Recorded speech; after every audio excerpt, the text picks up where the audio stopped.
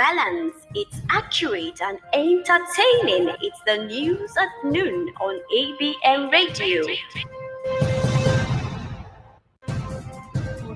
It's facts, it's balanced, it's accurate and entertaining. It's the news at noon on ABM Radio. It's facts, it's balanced, it's accurate and entertaining. It's the news at noon on ABM Radio.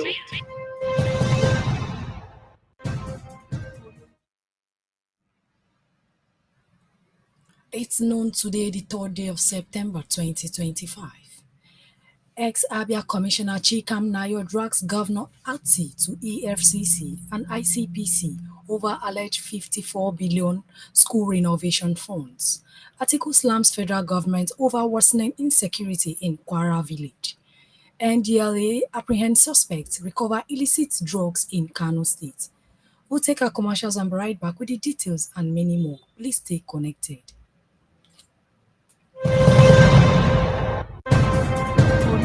It's facts, it's balanced, it's accurate and entertaining. It's the news at noon on ABM Radio.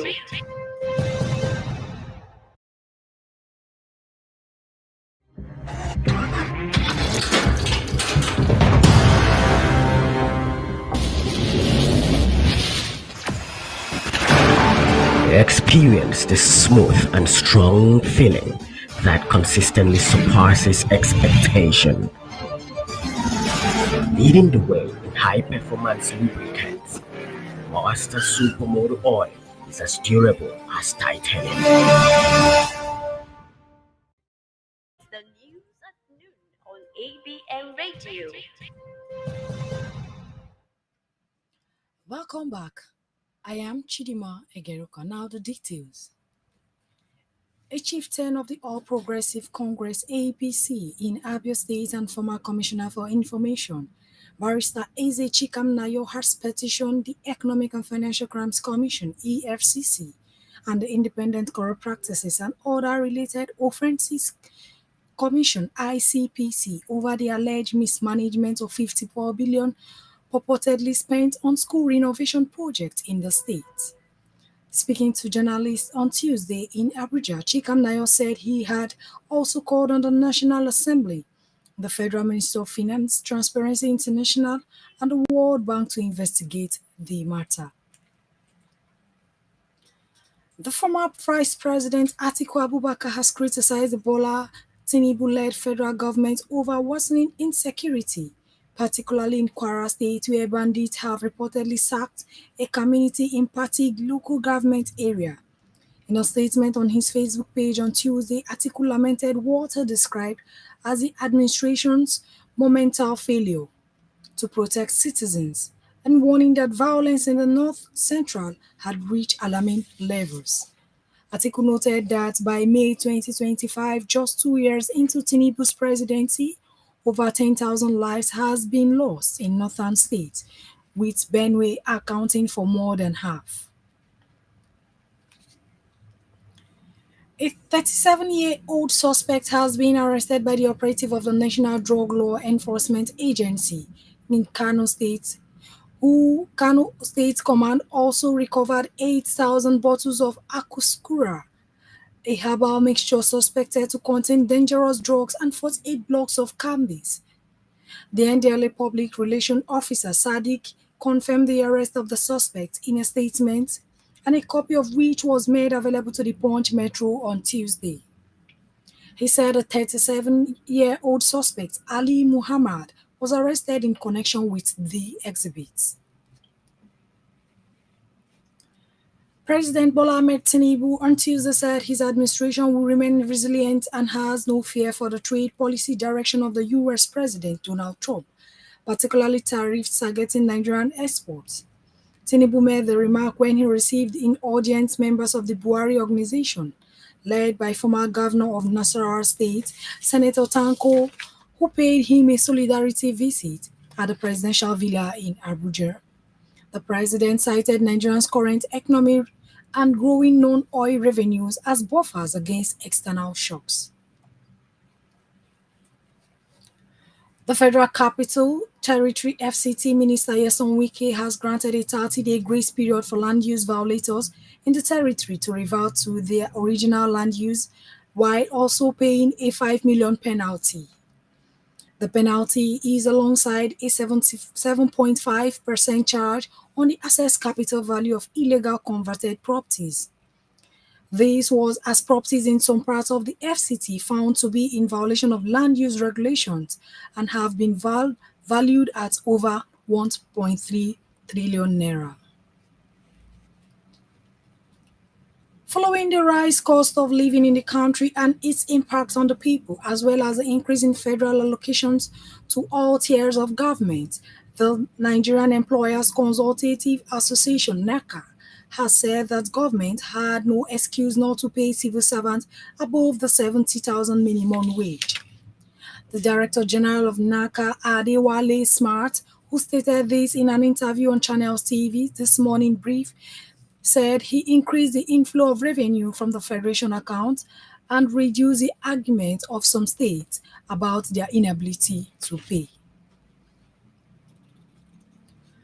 The Vice President, Senator Kashim Shettima, yesterday reaffirmed President Bola Tinubu's unwavering commitment to the peace, security, and stability of the Gulf of Guinea, with particular emphasis on ongoing reforms in the Gulf of Guinea Commission (GGC). Speaking while receiving the Executive Secretary of the Commission, Mr. Jules Mba, and his delegation at the Presidential Villa in Abuja, Shettima stressed Nigeria's dedication to regional cooperation and alignment with the African Union's 2050 Integrated Maritime Strategy. The People's Democratic Party Governors Forum has responded to Minister of the Federal Capital Territory Nyesom Wike and his allies pledging to enforce discipline within the party and declaring that the PDP will not yield to arrogance, impunity, or diverse tendency. Speaking on behalf of the governor, chairman of the PDP Governors Forum and Bauchi State, Bala Mohammed, said during the inauguration of the National Convention Planning Committee on Tuesday that they are not cowards and are prepared to confront anyone who attempts to obstruct the party's progress. The federal government has completed a comprehensive review of circular across basic secondary, senior secondary, and technical education aimed at reducing overload and enhancing quality learning outcomes. Announcing the development on behalf of the Minister of Education, Dr. Mafunji Alausa, the Minister of State for Education, Professor Said Ahmed, said the review was conducted in a collaboration with the Nigerian Educational Research and Development Council and UBEC, and NSCEC, and other key stakeholders. The federal government, through the Nigerian Electricity Regulatory Commission, has told electricity distribution companies to treat state regulators with respect. The vice chairman of the NAC, Muslinu Hosseini, stated this at the commissioner's quarterly stakeholders meeting, which ended in Lagos on Tuesday. The power distributors has repeatedly countered State Regulatory Commission on matters of electricity tariff, a development that consistently pitched the two groups at opposing ends.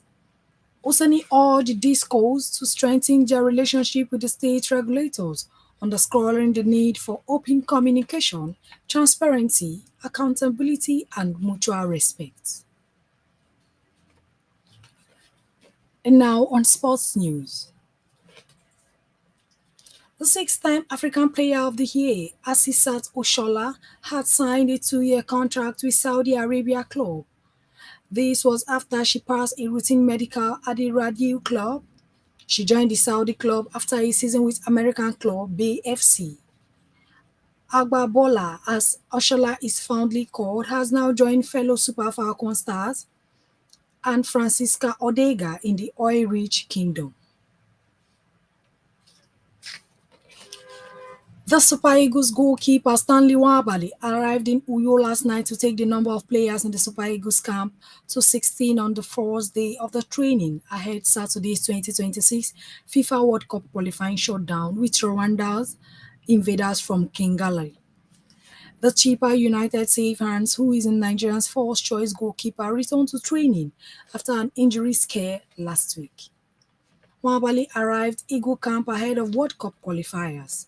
Day 1 training was coordinated by the head coach Eric Charlie and had team captain William Trust Ekong leading by example. Ekong was amongst the early birds. And the sports news brings us to the end of the news at noon. Before we go, a recap on our major headlines. The ex-Abia Commissioner Chikam Nayo drags Governor Oti to EFCC ICPC over alleged 54 billion naira school renovation funds. Atiku slams federal government over worsening insecurity in Kwara village. NDLA apprehends suspects, recovers illicit drugs in Kano State. For these and many more, log on to our website at www.abntv.ng.com or follow us on all our social media platforms displayed on your screen. This news was edited and packaged by Ifani Okali. I am Chidima Egeruka. Stay connected for many more of our programs coming up shortly and enjoy the rest of your day. It's accurate and entertaining. It's the news at noon on ABN Radio. It's facts, it's balance, it's accurate and entertaining. It's the news at noon on ABN Radio.